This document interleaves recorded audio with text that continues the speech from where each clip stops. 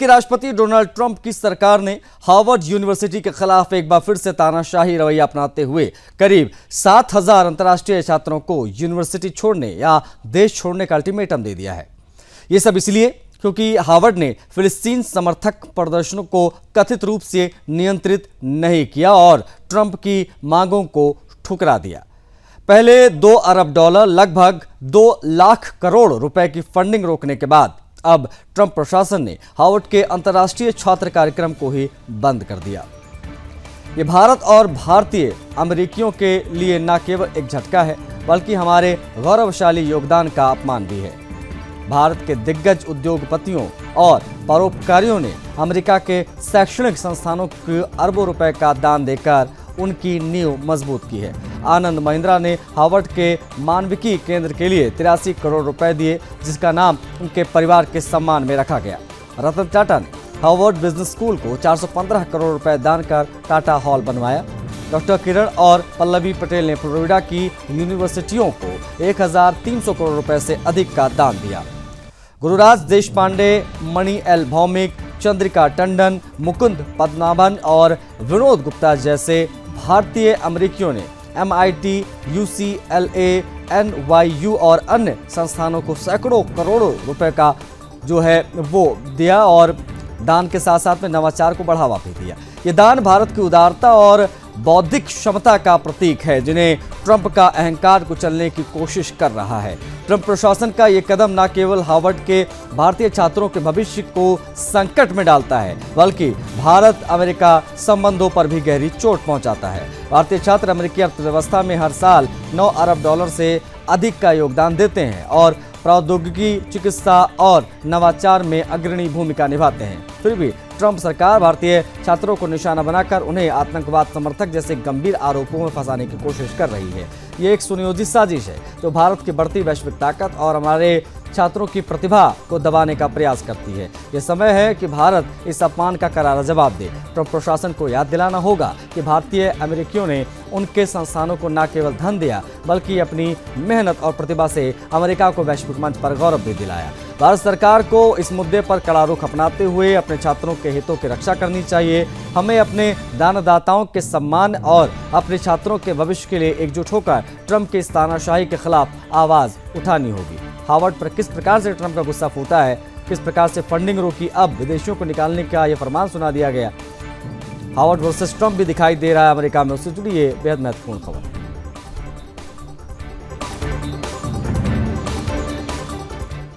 नई दिल्ली से मॉस्को तक की उड़ान एक साधारण कूटनीतिक यात्रा नहीं थी। ये उस हिम्मत की उड़ान थी जिसमें भारतीय सांसद दुनिया के सामने पाकिस्तान की आतंकी सच्चाई को उजागर करने निकले थे।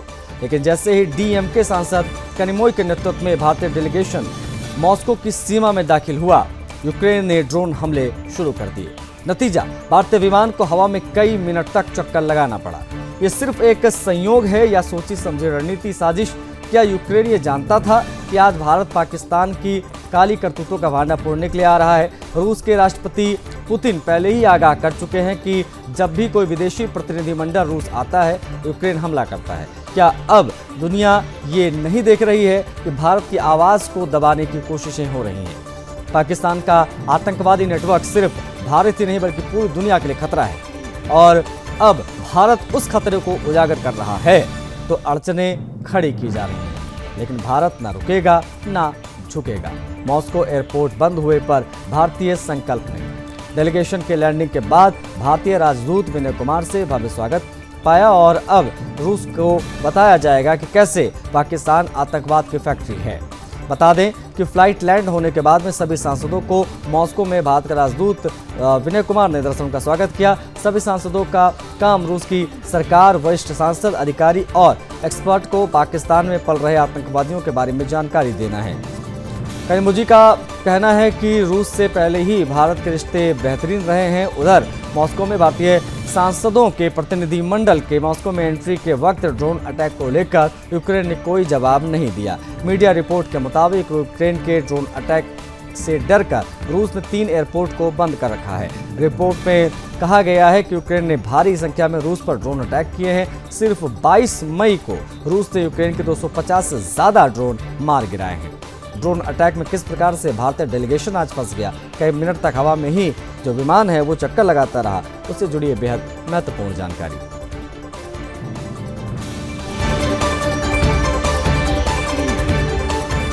ये जो स्क्रीन पर आपकी तस्वीरें दो चल रही हैं वो ज़रा देखिए, क्योंकि ये लाइव तस्वीरें हैं। क्योंकि आतंकवाद के मुद्दे पर पाकिस्तान को बेनकाब करने के लिए रूस में मौजूद है हमारा प्रतिनिधिमंडल। हालांकि टोक्यो भी एक प्रतिनिधिमंडल गया हुआ, यूएई में भी एक प्रतिनिधिमंडल है, अलग अलग डेलीगेशन अलग अलग जगहों पर जाएंगे। लेकिन ये जो डेलीगेशन है वो आप देख सकते हैं इन तस्वीरों के माध्यम से। बता दें आपको कि ये डीएमके सांसद कनिमोझी के अगुवाई में ये जो हमारा डेलीगेशन है वो इस वक्त मॉस्को में मौजूद है और इस वक्त वहाँ पर ये बैठक चल रही है, आप इन तस्वीरों के माध्यम से देख सकते हैं। तो ये बड़ी जानकारी है किस प्रकार से जो हमारा डेलीगेशन है वो मौजूद है। और हालांकि इस दौरान जो खबर यह है कि आज बाल बाल बचे हमारे तमाम सांसद, क्योंकि जब फ्लाइट हमारी लैंड होने वाली थी डेलीगेशंस की, उस समय यूक्रेन ने एकाएक ड्रोन अटैक कर दिए थे। हालांकि फिर चीज़ें सामान्य हुई और धरातल पर उतरे सभी हमारे सांसद। लेकिन डीएमके सांसद कनिमोझी के नेतृत्व में भारतीय सांसदों का ये प्रतिनिधिमंडल रूस में मौजूद है। 45 मिनट तक विमान जरूर हवा में हमारा रहा, लेकिन उसके बाद में नीचे उतरा और अभी मॉस्को में जो बैठक चल रही है वो हम आपको इन तस्वीरों के माध्यम से दिखा रहे हैं। तमाम सांसद, राजू राय को आप देख सकते हैं, समाजवादी पार्टी से सांसद है, वो भी यहाँ पर मौजूद है। डेलीगेशन का हिस्सा बनकर राजू राय भी गए हुए हैं। और ये जो डेलीगेशन है, आपको बता दें कि इस डेलीगेशन का काम सीधा सीधा है कि पाकिस्तान और पाकिस्तान के कब्जे वाले कश्मीर की बात हो, वहाँ पर जो आतंकी ठिकाने हों, इन सभी को लेकर जो हमने सैन्य अभियान चलाया, जिस प्रकार से हमने घुसकर मारा, वो सभी बताना और ये समझाना दुनिया को कि आगे अगर कोई भी आतंकवादी हमला पाकिस्तान करता है तो हम चुप नहीं बैठेंगे। हमारी जो सर्जिकल डिप्लोमेसी है वो जारी रहेगी। विमान को हवा में आज चक्कर जरूर लगाना पड़ा, लेकिन अब पाकिस्तान को बेनकाब करने का जो कार्य है वो यहाँ पर इस वक्त हमारे तमाम सांसद वो कर रहे हैं। आपको बता दें कि डीएमके सांसद कनिमोझी के नेतृत्व में ये डेलीगेशन जो रूस पहुंचा हुआ है, बता आपको ये भी दें कि ये जो है वो कई सारी यूरोपियन कंट्रीज़ का भी दौरा करेगा। ये कनिमोझी को आप आगे देख पा रहे हैं, उसके बाद राजू राय और तमाम सांसद आपको दिखाई दे रहे हैं। इसमें आम आदमी पार्टी से भी सांसद जो है वो गए हुए हैं इस डेलीगेशन में। पाकिस्तान की सेना अब सिर्फ बंदूक नहीं, जहर भी उगल रही है, वो भी सार्वजनिक मंचों पर। आईएसपीआर के डीजी लेफ्टिनेंट जनरल अहमद शरीफ चौधरी का हालिया बयान न सिर्फ शर्मनाक है बल्कि भारत के खिलाफ खुली धमकी है। पहलगाम में भारतीय जवानों पर आतंकी हमले के बाद जब भारत ने सिंधु जल संधि को निलंबित किया तो अहमद शरीफ बोला कि अगर आप पानी रोकेंगे तो हम आपकी सांस बंद कर देंगे। क्या ये सेना का प्रवक्ता बोल रहा है या लश्कर तैयबा का कोई प्रवक्ता? इस जहरीले बयान की भाषा वही है जो 26/11 के मास्टरमाइंड हाफिज सईद की हुआ करती थी। क्या पाकिस्तान अब सेना के नाम पर आतंकियों की सोच को आधिकारिक बना चुका है? भारत ने बार बार चेताया है कि खून और पानी एक साथ नहीं बह सकते। जब हमारे सैनिकों पर कायराना हमला होता है, जब सीमा पार से आतंकवादियों की घुसपैठ होती है, जब निर्दोष लोगों को मारा जाता है, तो भारत अब चुप नहीं बैठता। इसी का नतीजा था कि 23 अप्रैल को लिए गए कड़े फैसले, यानी सिंधु जल समझौते को निलंबन जो उसका किया गया, अटाई बॉर्डर के चेकपोस्ट को जो बंद किया गया, पाकिस्तान को अंतर्राष्ट्रीय मंचों पर अलग थलग करने की रणनीति का तेज होना भी। अब वक्त आ गया है कि भारत सिर्फ जवाब नहीं, हिसाब भी मांगे। अगर पाकिस्तान की सेना भारत को सांस रोकने की गीदड़ भभकी देती है तो उसे समझ लेना चाहिए कि भारत अब 1947 का भारत नहीं है, 2025 का भारत है, जो अब सहनशीलता का नहीं, निर्णय और निर्णायक कार्रवाई की भाषा बोलता है। भारत झुकेगा नहीं, रुकेगा नहीं। अब पाकिस्तान को अपनी करतूतों का जवाब हर मोर्चे पर मिलता रहेगा।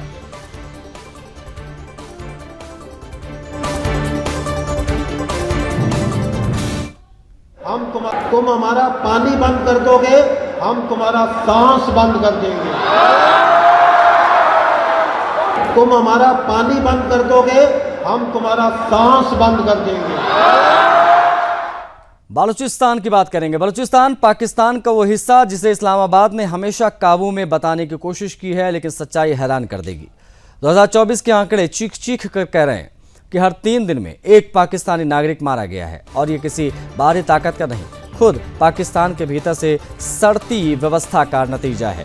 ब्रिटेन की एनजीओ AOAB और पाकिस्तान के एक अखबार की रिपोर्ट ने पाकिस्तान के झूठ की पोल खोल दी है। सिर्फ बलूचिस्तान में 120 से ज़्यादा नागरिक मारे जा चुके हैं और ये वो आंकड़ा है जिसमें सेना या अर्धसैनिक बल शामिल नहीं है। यानी आम आदमी को ना जाने की आज़ादी है, ना मरने की आज़ादी है।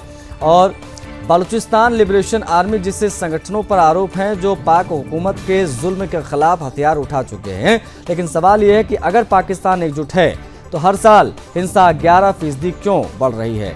क्यों 76% हत्याओं के पीछे गैर राज्य तत्व यानी आतंकवादी या विद्रोही संगठन है? क्यों पाकिस्तान उन 15 देशों में 7वें स्थान पर है जहां विस्फोटक हथियारों में सबसे ज्यादा आम नागरिक हताहत हो रहे हैं?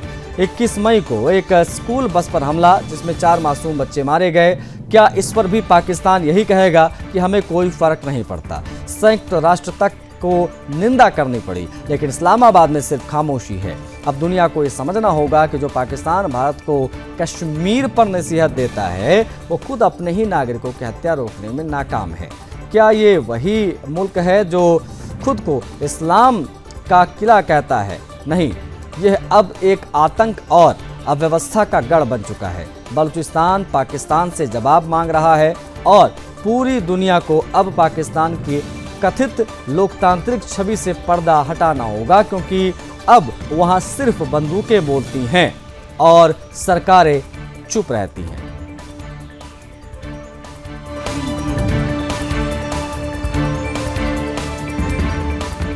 बांग्लादेश की अंतरिम सरकार और सेना के बीच टकराव चरम पर पहुंच चुका है।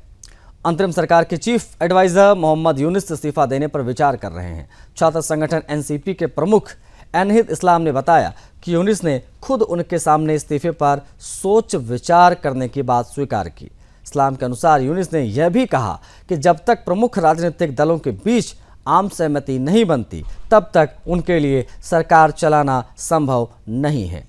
बीते 2 दिनों में सेना और यूनिस सरकार के बीच मतभेद खुलकर सामने आ गए। आर्मी चीफ जनरल वकार उज जमा ने सैन्य अधिकारियों को संबोधित किया, साफ कहा कि आम चुनाव किसी भी हालत में दिसंबर 2025 से पहले हो जाने चाहिए, टलने नहीं चाहिए। उन्होंने ये भी चेतावनी दी कि अंतरिम सरकार को संवेदनशील राष्ट्रीय मुद्दों पर कोई नैतिक या संवैधानिक अधिकार नहीं है। टकराव की एक अहम वजह म्यांमार सीमा पर प्रस्तावित रखाइन कॉरिडोर है। विदेशी सलाहकार तौहीद हुसैन द्वारा अमेरिका के प्रस्ताव पर सहमति जताने के बाद सेना भड़क उठी। आर्मी चीफ ने इस गलियारे को खूनी कॉरिडोर बताते हुए कहा कि सेना ऐसे किसी योजना का समर्थन नहीं करेगी। विवाद बढ़ने के बाद में यूनिस सरकार ने यू टर्न लिया और यू टर्न लेते हुए कहा कि उन्होंने किसी भी देश के साथ इस मुद्दे पर कोई समझौता नहीं किया है। पूर्व प्रधानमंत्री खालिदा जिया की बीएनपी ने दिसंबर में चुनाव कराने की मांग दोहराई है। साथ ही चेतावनी दी है कि यदि सरकार जल्द चुनावी रोड मैप जारी नहीं करती है तो वह अपना समर्थन वापस ले लेंगे। दूसरी ओर जमाते इस्लामी जैसे कट्टरपंथी पार्टी चुनाव टालने के पक्ष में है, जिससे स्थिति और जटिल हो गई है। सूत्रों के अनुसार सेना की नाराजगी इतनी गंभीर है कि सैन्य अधिकारियों ने साफ कह दिया कि यदि सरकार अपनी जिद पर अड़ी रही तो हालात बेकाबू हो जाएंगे। गृह मंत्रालय के कुछ सलाहकारों का दावा है कि जनता चाहती है कि यह सरकार 5 साल तक बनी रहे, लेकिन अब छात्र संगठनों और सेना का दबाव सरकार की स्थिरता को गंभीर चुनौतियों में, गंभीर खतरे में डाल रहा है। बांग्लादेश की यूनिस सरकार जो वहाँ पर है, किस प्रकार से संकट में है, किस प्रकार की चीज़ें, गतिविधियाँ वहाँ पर दिखाई दे रही है, उससे जुड़ी ये खबर है, क्योंकि आर्मी चीफ ने कह दिया दिसंबर से पहले चुनाव करा लीजिए।